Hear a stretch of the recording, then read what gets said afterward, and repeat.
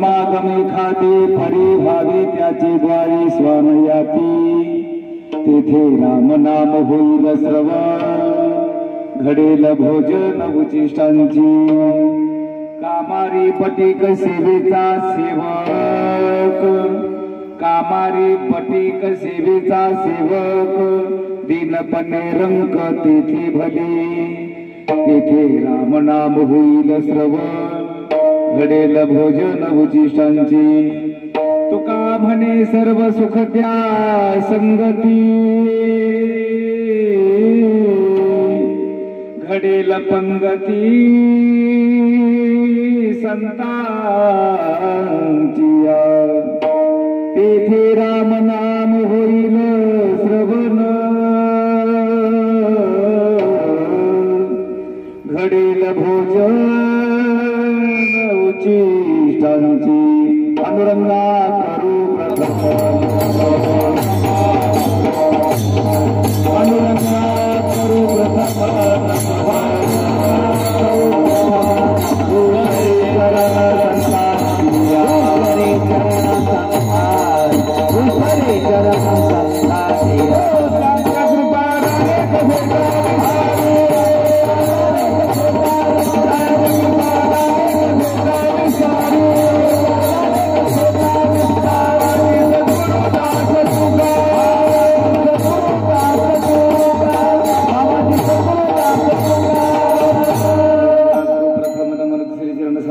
त्यांचे कृपादानी कथेचा विस्तारून बाबाजी सद्गुरुदास तुका जयांची केली स्मरण होय सकळ विद्यांचे अधिकरण तिचे बंधू श्री चरण श्री गुरूंचे ते नमस्कारो आता नमो ज्ञानेश्वर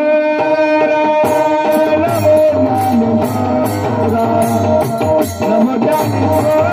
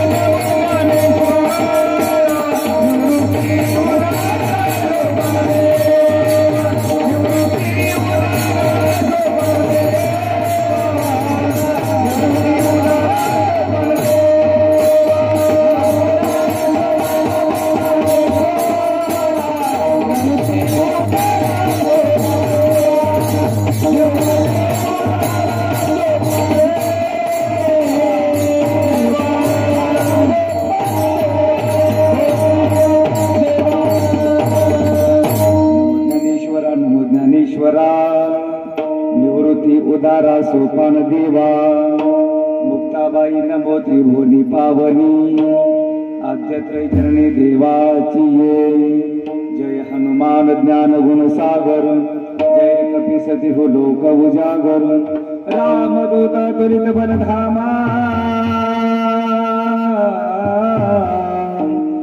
अंजनी पुत्र पवन सुतना हरि ओम तत्पुरुषाय विद्महे महादेवाय धीमहि तन्नो रुद्र प्रचोदयात्। ओम नमः शिवाय। ओम नमः शिवाय। ओम नमः शिवाय। संत समागम एखादे परी, संत समागम एखादे परी, व्हावे त्याचे द्वारी स्वानयाती, तेथे राम नाम होईल श्रवण, घडेल भोजन उचिष्टांचे। प्रस्तुत प्रसंगी कीर्तन रूपी सेवेसाठी निवडलेला अभंग जगदवंदनीय दीनवत्सल दया सिंधू करुणावंत सर्वभूत हितेरथ जगदोधारक जगद्गुरु श्री संत तुकोबाराय या अभंगाद्वारे संतांच्या संगतीचं महत्व सांगतात। विठ्ठल विठ्ठल।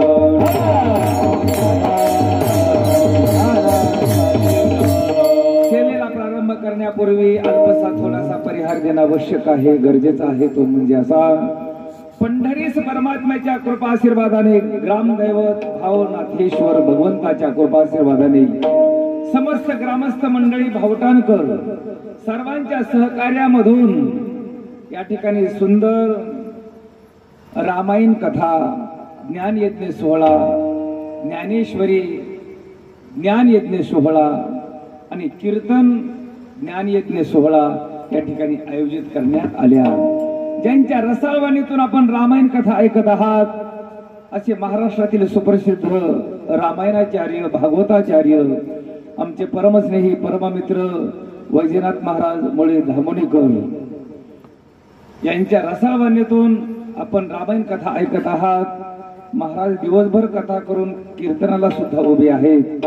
महाराजांच्या चरणी साष्टांग दंडवत। या कार्यक्रमासाठी आपल्या पंचक्रोशीतील भजनी मंडळ बालासाहेब नाना गडदे आहेत, आपल्याच गावातील बालासाहेब भाऊ घोरपडे आहेत, आमचे भुजंग मामा, इकडे नारायण भाऊ, ही सर्व गावातली मंडळी, इकडे आमचे बाबराव मामा सुरवसे, आमचे परमस्नेही परममित्र माऊली महाराज भालेकर, पुन्हा महाराष्ट्रातील सुप्रसिद्ध मृदंग वादक एकनाथ महाराज करे आणि या कार्यक्रमासाठी विशेष करून उपस्थिती आमचे कदम पाटील, पुरुषोत्तम आबा सायखिळकर आबांची उपस्थिती, ज्यांच्या माध्यमातून मला कीर्तन सेवा आली असे आपल्या गावातील बालासाहेब भाऊ यादव, आमचे मेवणे अशोक भाऊ घोडके, बाबुराव मामा सुरोशी यांनी समस्त ग्रामस्थ मंडळी सर्वांच्या चरणी साष्टांग दंडवत। विठ्ठल विठ्ठल।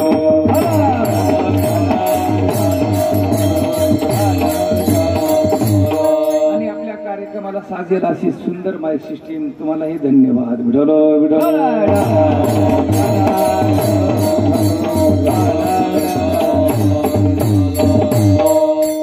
तिकडे चोपदार राहिले, तिकडे विनेकरी राहिले, आमचे बनसोडे मामा विनेकरी, नरसिंह भाऊजी घोडके, सर्व महिला मंडळ, पुरुष मंडळ, तरुण मंडळ सर्वांचे चरणी साष्टांग दंडवत।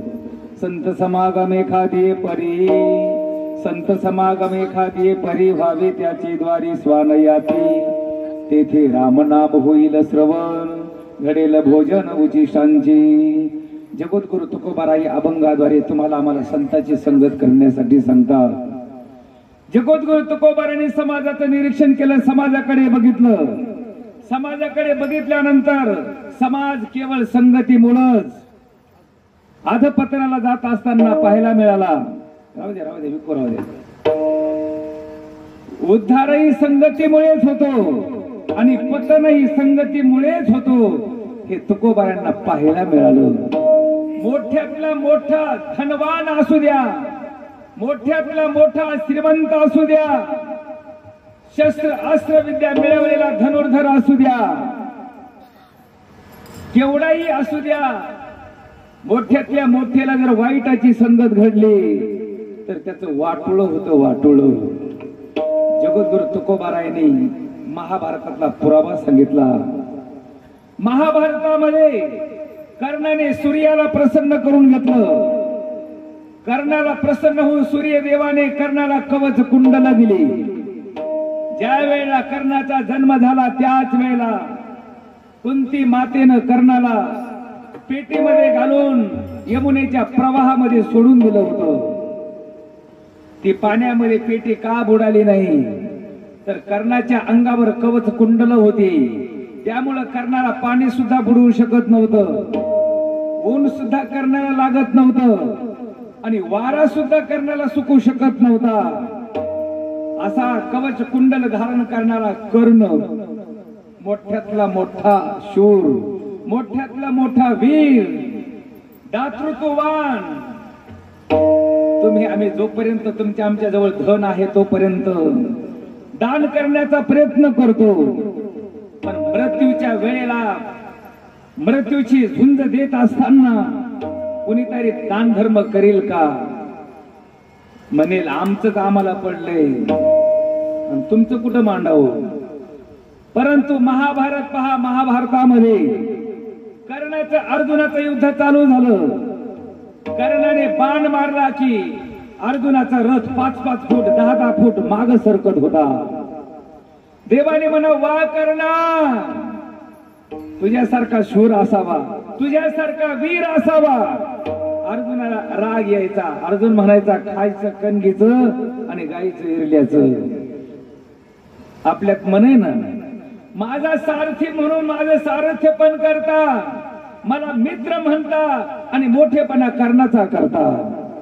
देवाने सांगितलं, अर्जुना, अरे मी तुझ्या रथावर बसलेलो आहे, तरी सुद्धा 5-5 फूट रथ माग सरकतो. केवढा शूर वीर कर्ण आहे. विरोधी पक्षामध्ये होते देव, पण कर्णाला शब्बासकी देव देत होते.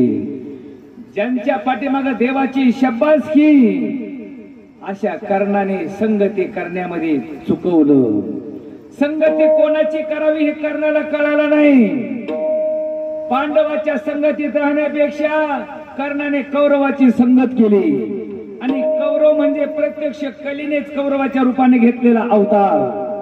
जे कौरवाचं झालं तेच कौरवाच्या संगतीत असलेल्या कर्णाचं झालं. म्हणून लक्षात ठेवा, आपण आपल्या संगतीतले आणि वाईट आणि वाईटाच्या संगतीतले, चांगला माणूस वाईटाच्या संगतीमध्ये गेला रे गेला की त्याचं वाटोळ झालं समजा. एक एक एक एक एक एक करता करता 100 कौरव संपल्या गेले आणि 100 कौरवासोबत त्यांनी सूर्याला कवच कुंडल मिळवले होते, सूर्याची प्राप्ती करून घेतली होती. ज्याला वारा सुकू शकत नव्हता, ऊन सुकू शकत नव्हता, पाणी बुडवू शकत नव्हता, असा वज्रासारखा ज्याचा देह आहे, त्या कर्णाने संगत करण्यामध्ये चुकवल्यामुळे जे दुःख कौरवांना भोगावं लागलं तेच दुःख त्या कर्णाला भोगावं लागलं. विठ्ठल विठ्ठल.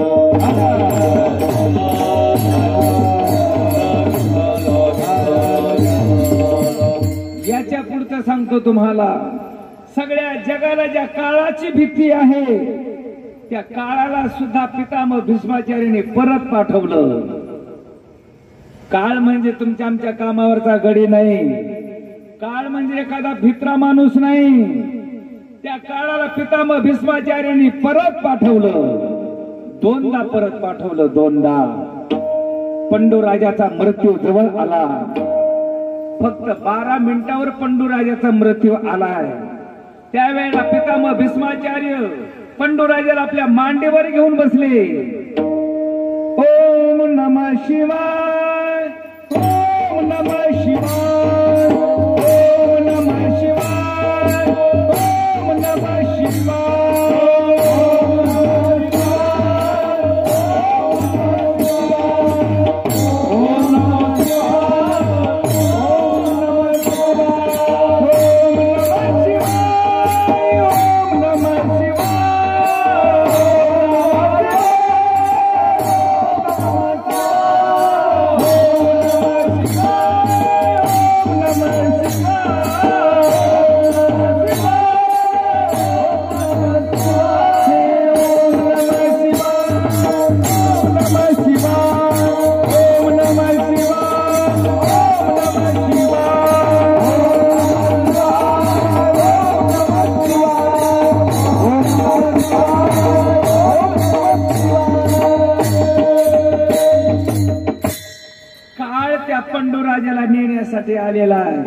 पंडू राजाचं आयुष्य फक्त 12 मिनिटं शिल्लक राहिलेले आणि त्या ठिकाणी पितामह भीष्माचार्य ओम त्र्यंबकम यजामहे सुगंधिं पुष्टिवर्धनम् उर्वारुकमिव बन्धनात् मृत्युर्मुक्षीयमामृतात् ओम नमः शिवाय ओम नमः शिवाय। किती मिनिटं पंडूराजाचं आयुष्य राहिलं? 12 मिनिटाचं आयुष्य राहिलं। काळ 12 मिनिटं थांबून त्याला परत जावं लागलं काळाला। तिथून पुढे पंडूराजे 12 मिनिटाचं राहिलं आयुष्य काळाला पितामह भीष्माचार्यांनी परत लावलं आणि तिथून पुढे पितामह भीष्माचार्य 12 वर्ष राहिले। कोण? पंडूराजे, ज्यांनी काळाला परत लावलं। एवढंच नाही तर ज्या वेळेला पितामह भीष्माचार्य शेरपंजरी पडले होते, जेवढे अंगामध्ये रोम आहेत, केस आहेत, तेवढेच बाण पितामह भीष्माचार्यांच्या शरीरामध्ये घुसले होते। त्यावेळेला परीक्षित राजाने विचारलं होतं शुकाचार्य महाराजांना, ज्यांनी काळाला परत लावलं त्या पितामह भीष्माचार्यांना दुःख का भोगावं लागलं? शुकाचार्य महाराजांनी सांगितलं, परीक्षिती, पितामह भीष्माचार्यांना स्वतःसाठी दुःख भोगावं लागलं नाही, स्वतःमुळे दुःख भोगावं लागलं नाही, दुसऱ्यामुळे दुःख भोगावं लागलं। दुसऱ्यामुळं काही माणसाचं स्वतःसाठी काहीच नसतं, पण विनाकारण दुसऱ्या पितामह भीष्माचार्यांनी कौरवाची बाजू घेतली। जे कौरवाचं झालं तेच पितामह भीष्माचार्यांचं झालं। मग तुमचं आमचं का होणार नाही याचा विचार जगद्गुरु तुकोबाराय सांगतात की मनुष्य जीवन हे अधपतनाला जाऊ नये असं वाटत असेल तर संताची संगत करा। कुठल्याही एखाद्या प्रकारा नका होईना अभंगाचं पहिलं चरण संत समागमी एखादी परी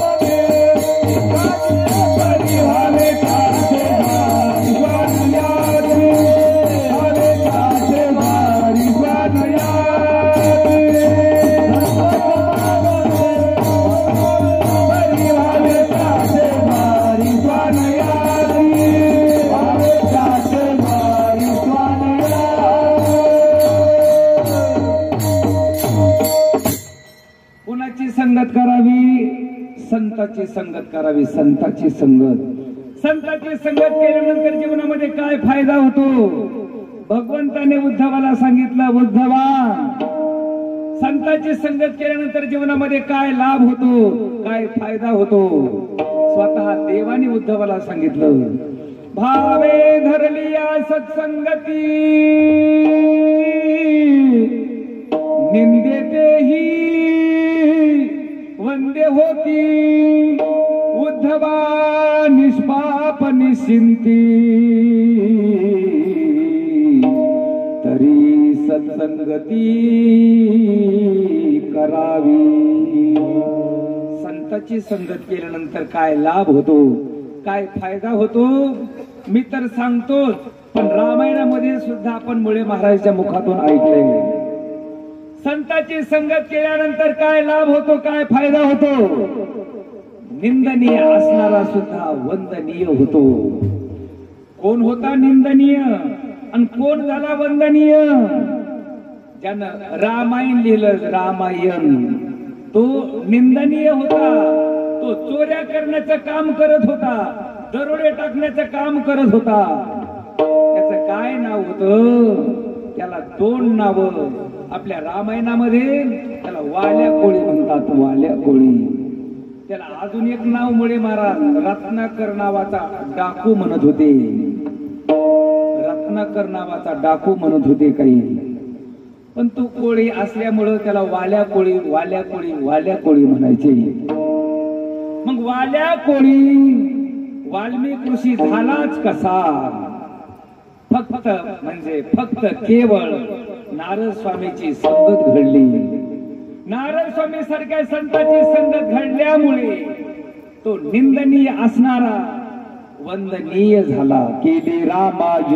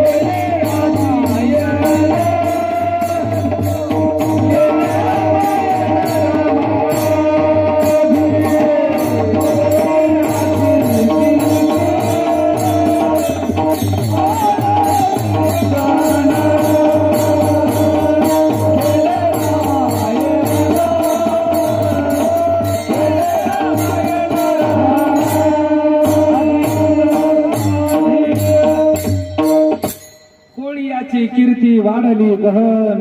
केले रामायण रामा आधी. एखादी आपल्याला व्यवस्थित कविता सुद्धा लिहिता येत नाही. त्यांनी रामायण लिहिलं, रामायण. आणि त्या रामायणानुसार प्रभूला वागावं लागलं. सत्य पुरावा सांगतो, लक्षात घ्या. ज्या वेळेला प्रभू रामचंद्र वनवासाला निघाले त्यावेळेला पती धर्म म्हणून सीता माता म्हणते, जिथं पती असल तिथं पतिव्रता स्त्रीनं सोबत असलं पाहिजे.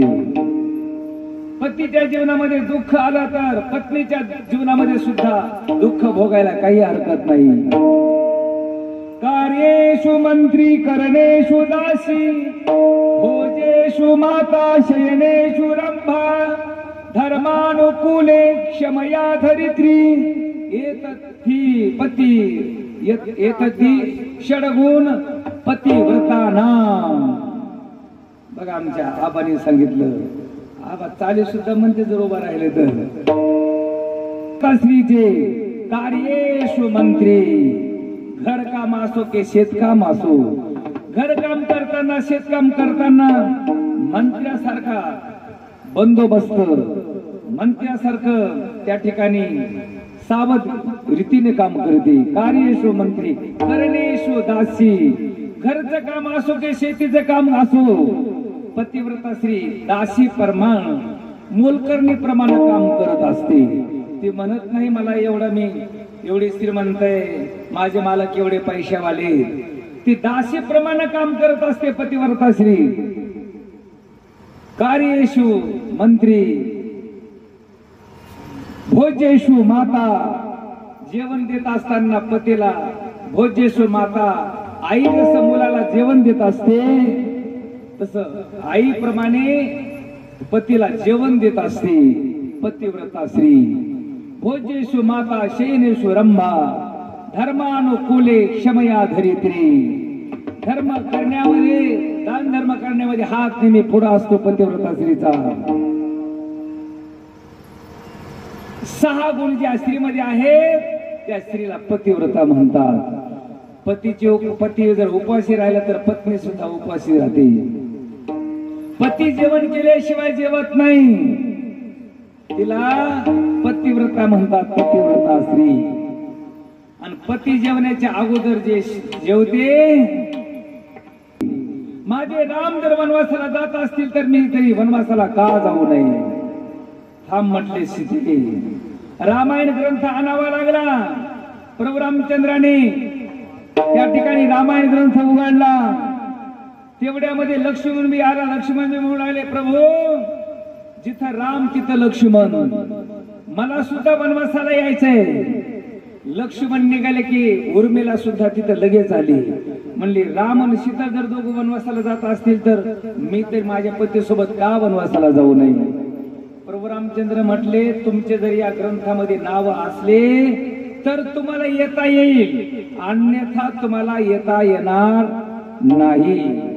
मला एकट्याला जर वनवास असेल तर तुम्हाला कसं येता येईल. पण रामायण ग्रंथ उघडला. बोलीला वाल्मिक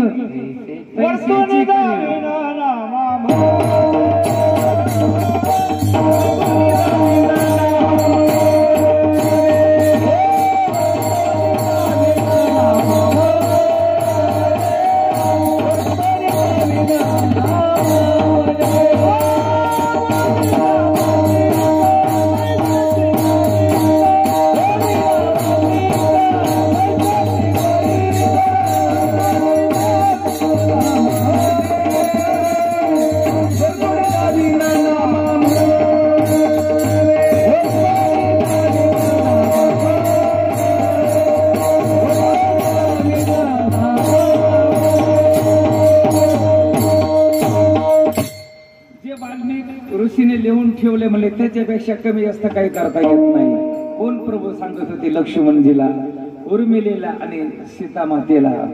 ग्रंथ उघडला. त्या ग्रंथामध्ये वनवासामध्ये पहिलं नाव प्रभू रामचंद्राचं आलं. नंबर 2 ला लक्ष्मणजीचं आलं.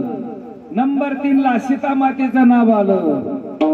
उर्मिलेचं नाव अख्खा ग्रंथ पाहितला पण कुठंच उर्मिलेचं नाव सापडलं नाही. प्रभू रामचंद्र म्हणतात, उर्मिले तुझी जरी येण्याची इच्छा असली तरी तुला येता येणार नाही. का? तुझ्या नावाचा या ग्रंथामध्ये उल्लेखच नाही. मला एवढं का सांगावं लागलं.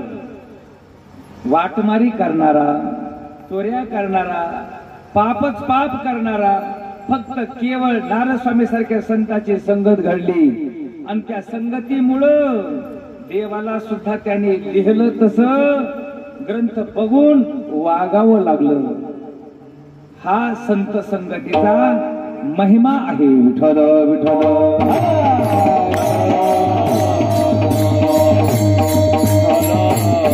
भावे धरली या सत्संगती, खराये ब्रह्मस्थिती.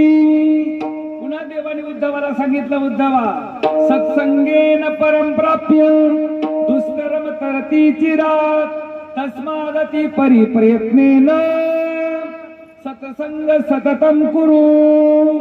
न मिळणार सुद्धा मिळेल, फक्त त्याच्यासाठी संतांची संगत करावी लागेल. मग कुठल्या एखाद्या प्रकारानं का होईना संतांची संगत घडायला पाहिजे. व्हावे त्याचे द्वार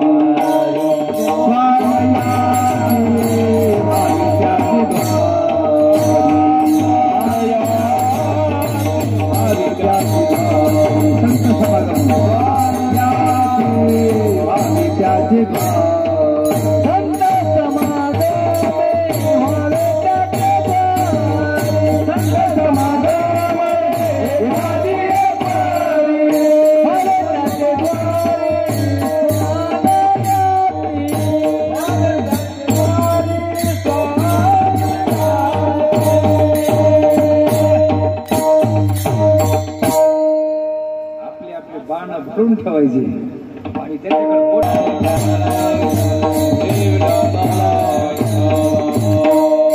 मनुष्य जीवनामध्ये संतांची संगत कधी करणार.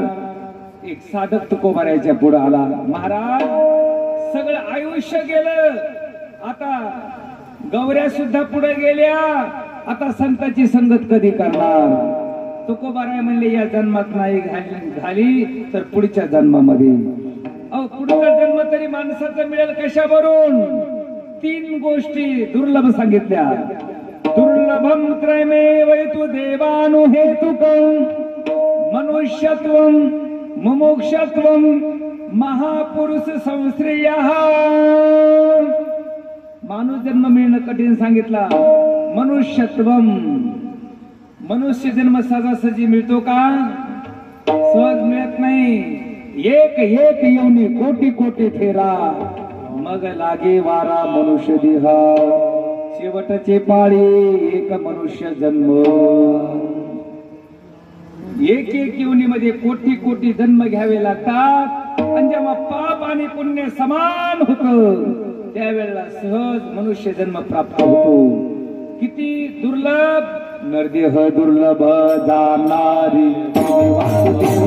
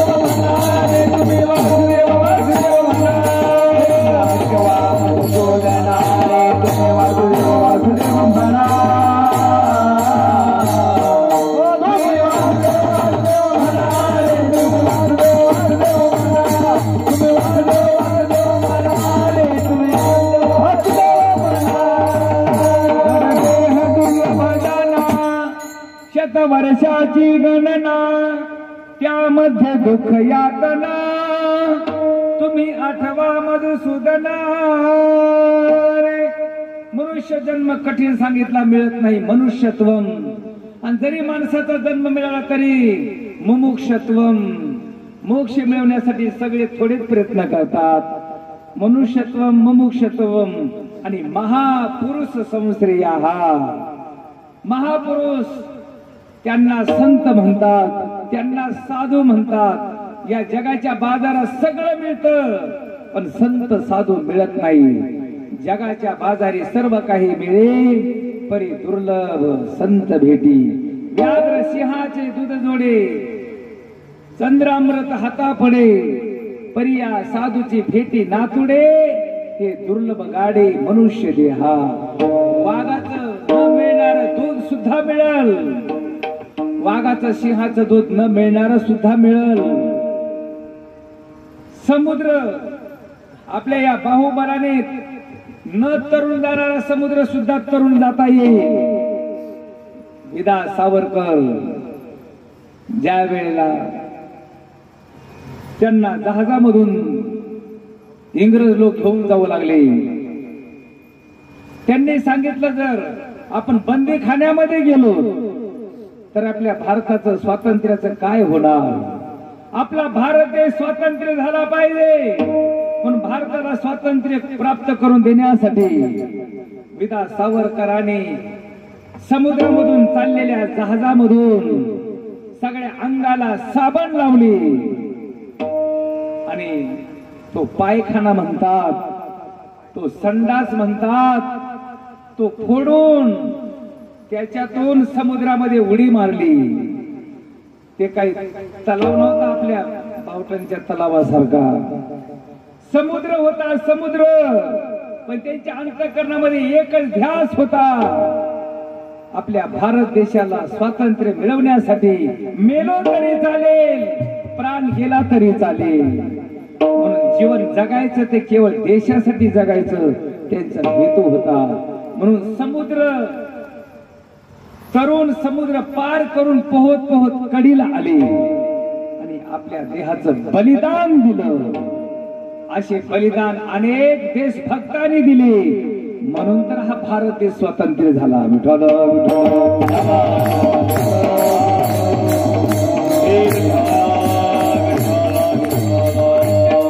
गोष्टी शक्य होतील पण संत भेट दुर्लभ सांगितली. तुमच्या आमच्यामध्ये संत नाहीत का? तुमच्या आमच्यामध्ये संत आहेत पण संताला ओळखण्याचे ज्ञान तुमच्या आमच्याकडे नाही. ज्याच्यावर देवाची कृपा झाली त्यांना संत ओळखता येतात, अन्यथा संत ओळखता येत नाही. निवृत्तीनाथ, ज्ञानदेव, सोपान काका, मुक्ताबाई जोपर्यंत आळंदीमध्ये होते तोपर्यंत त्यांना इंद्रायणीला स्नान करण्यासाठी गेल्यानंतर चिखल मारावा, थोंडे मारावे, संन्याशाची मुलं म्हणून जागोजागी अपमानित करावं.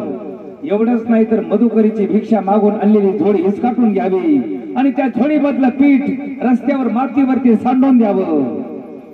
जर कळाले असते निवृत्तीनाथ, ज्ञानदेव, सोपान काका, मुक्ताबाई तर संन्याशाची मुलं म्हणून मौजी बंधनाचा विधी करण्यासाठी, मौजी बंधनाचा संस्कार करण्यासाठी पैठणला शुद्धीपत्र आणण्यासाठी पाठवलं नसतं.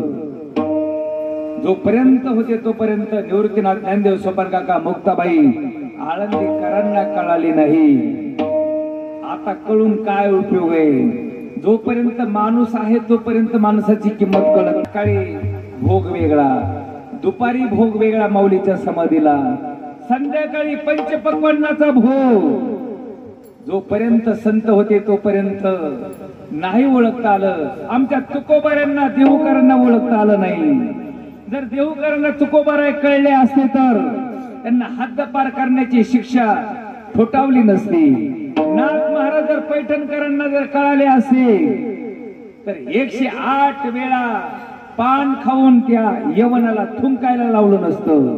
नामदेव महाराज जर समाजांना कळाले असते तर दिल्लीमध्ये भर रस्त्यामध्ये त्या बादशहाने जिवंत गाय कापली आणि नामदेव महाराजांना सांगितलं, खरंच जर तू हरिभक्त असशील, तू जर पांडुरंगाचा भक्त असशील तर तू मेलेली गाय जिवंत करशील. आणि नामदेव महाराजांनी त्या ठिकाणी मेलेली गाय सुद्धा जिवंत केली. सांगण्यासाठी आपला रात्र पुरणार नाही.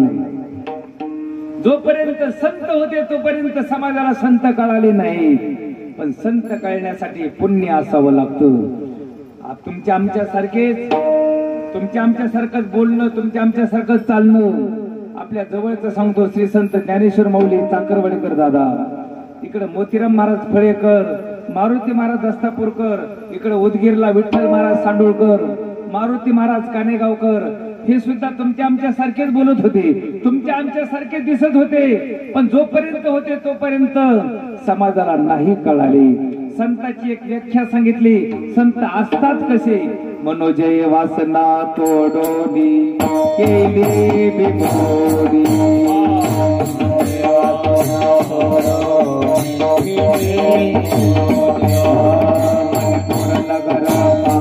अवघी दुर्गाची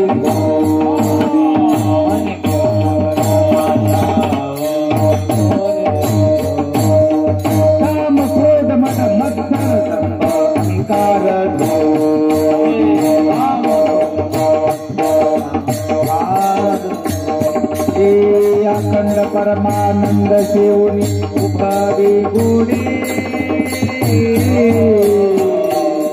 ओम नमो भगवते रामकृष्ण वासुदेवा, ओम नमो भगवते रामकृष्ण वासुदेवा, ओम नमो भगवते रामकृष्ण वासुदेवा, ओम नमो भगवते.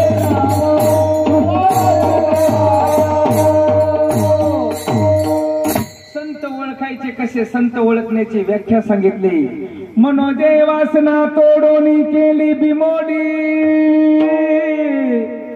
मणिपूर नगर पाहता अवघी दुर्गती झोडी. काम क्रोध मद मत्सर दंभ अहंकार झोडी. अखंड परमानंद सेवनी उभवी गुडी. आणखी एक सोपी व्याख्या सांगतो तुम्हाला. बोलण्याची नाही आता एका देवाविना काही, एका देवाविना काही, एका देवाविना काही.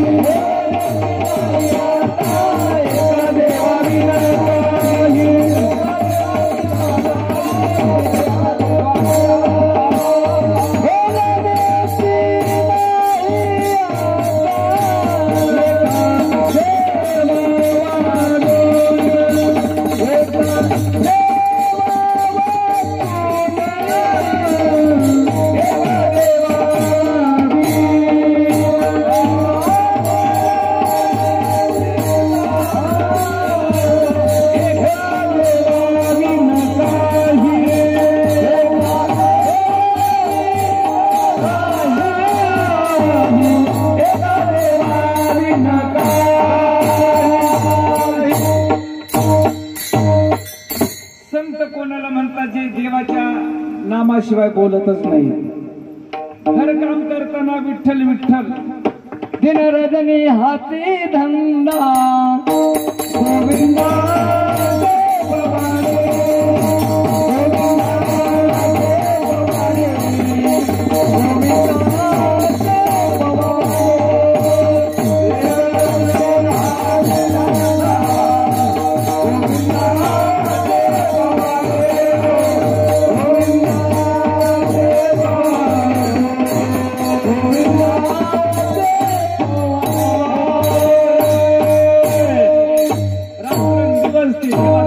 चिंतन करत असतात.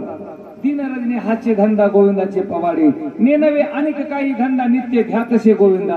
आठही प्रहर 12 मास रात्रंदिवस देवाचं नाम चिंतन करत असतात आणि परोपकार करत असतात.